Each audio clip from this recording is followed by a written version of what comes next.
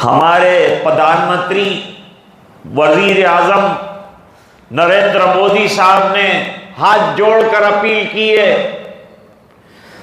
140 करोड़ देशवासियों से यह अपील की है कि देशवासी 22 तारीख को घर घर में दिया जलाएं। मैं पूछना चाहता हूं कि क्या यह सियासत है या मजहब है? क्या है ये?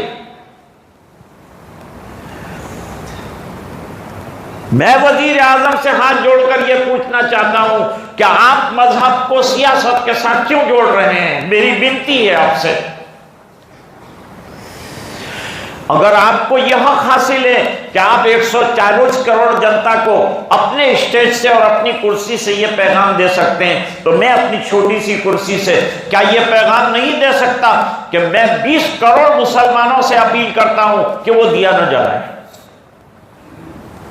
हम दिया नहीं जलाएंगे, वो हमारा मजहब है।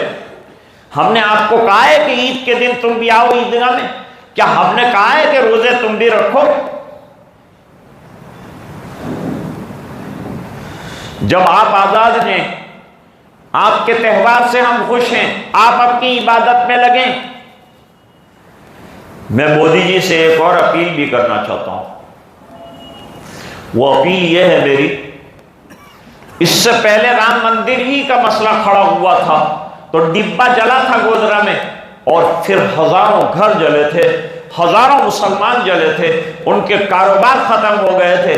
मैं अर्ज करूंगा कि दिया जलाने में देश की 120 करोड़ जनता अगर दिए घर में जला रही है और राम धुन कर रही है और श्री राम के नारे लगा रही है, तो वो अपने काम में लगे रहे, लेकिन दूसरे अल्पसंख्यक लोगों को परेशान न करें, रास्ते पर ना आए, किसी को परेशान न करें। यही धर्म सिखाता, मजहब नहीं सिखाता आपस में बैर रखना।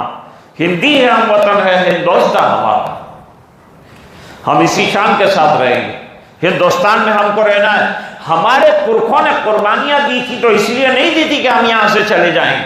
हम यहां रहेंगे और पूरी शान के साथ रहेंगे और पूरी ताकत के साथ रहेंगे और हमारे हुकूक के साथ हम यहां रहेंगे, और जरूरत पड़ेगी तो हुकूक के लिए लड़ेंगे और जाने देंगे।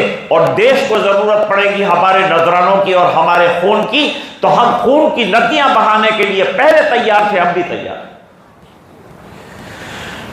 लेकिन यह बात बड़ी वजाहत के साथ मैं अर्ज करना चाहता हूं कि आप जिस कुर्सी से यह ऐलान कर रहे हैं, वहां से यह ऐलान भी करें कि जहां लोग अयोध्या ना आए ज्यादा तादाद में, ट्रेनों के अंदर हंगामे न हो और मुसलमानों को परेशान न किया जाए और दूसरी किसी कौम को भी परेशान न किया जाए। मैं 120 करोड़ जो दिया जलाने वाले हिंदू हैं उनसे दरखास्त करता हूं कि वो अपनी बंदगी में, अपनी प्रार्थना में, अपना जो काम उन्हें दिया गया है उसके अंदर लगे रहें, किसी का दिल न दुखाएं, किसी का घर न जलाएं और किसी को परेशान न करें।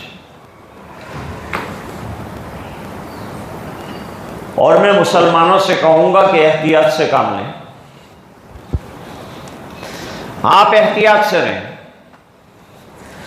आपको एहतियात के साथ जिंदगी गुजारनी। एहतियात का मतलब यह है कि इन मखसूस दिनों में लंबे सफर टाल दें, ट्रेनों में सफर न करें। इससे पहले ट्रेनों के सफर से परेशानियां हुई जब ऐसे हंगामी हालात पैदा हुए थे। भीड़ों में न जाएं, जहां गैरों के मजमे बहुत हो वहां न जाएं, अकेले न जाएं, तन्हा न जाएं।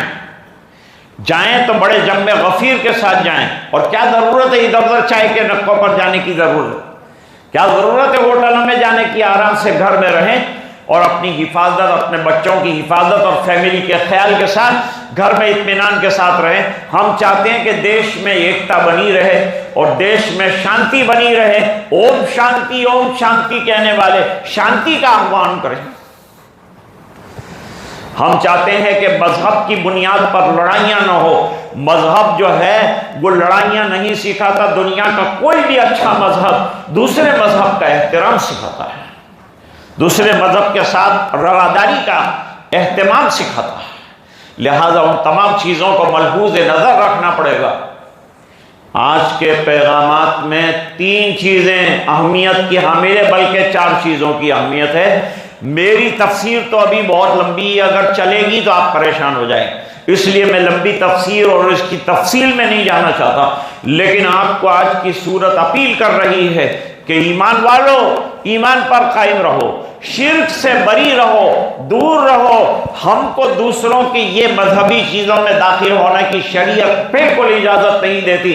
लिहाजा एकता का झंडा उठाकर गलत काम मत करना, वरना ईमान से हाथ धो बैठोगे। अपने ईमान की हिफाजत कीजिए।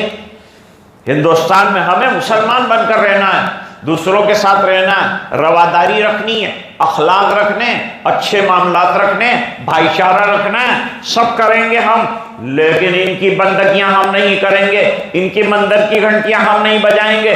और हम नहीं कहते कि आप मस्जिद में आओ, हाँ अगर ईमान कबूल करके आप आना चाहते हैं तो you are welcome all the time, आप हर वक्त आइए, हम आपको खिलाएंगे पिलाएंगे और आपका इस्तेकबाल करेंगे।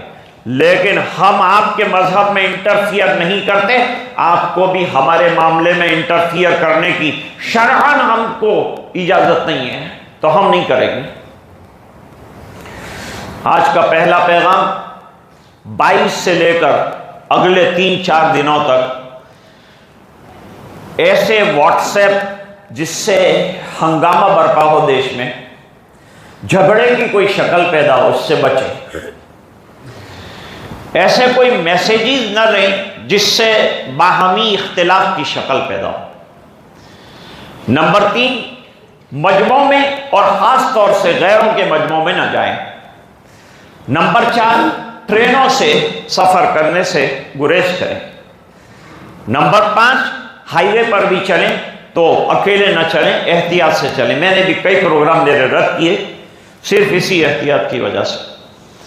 हम मोदी जी का एहतराम करते हैं, वेलकम करते हैं, उनके पैगाम को मानते हैं, उनके वज़ीर आज़म होने को मानते हैं।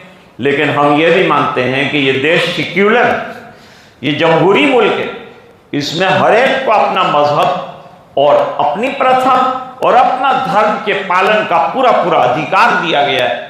उस अधिकार का इस्तेमाल का हम याचना करते हैं कि हमें भी इजाज़त मिलेगी और हम भी इसी तरह से करेंगे।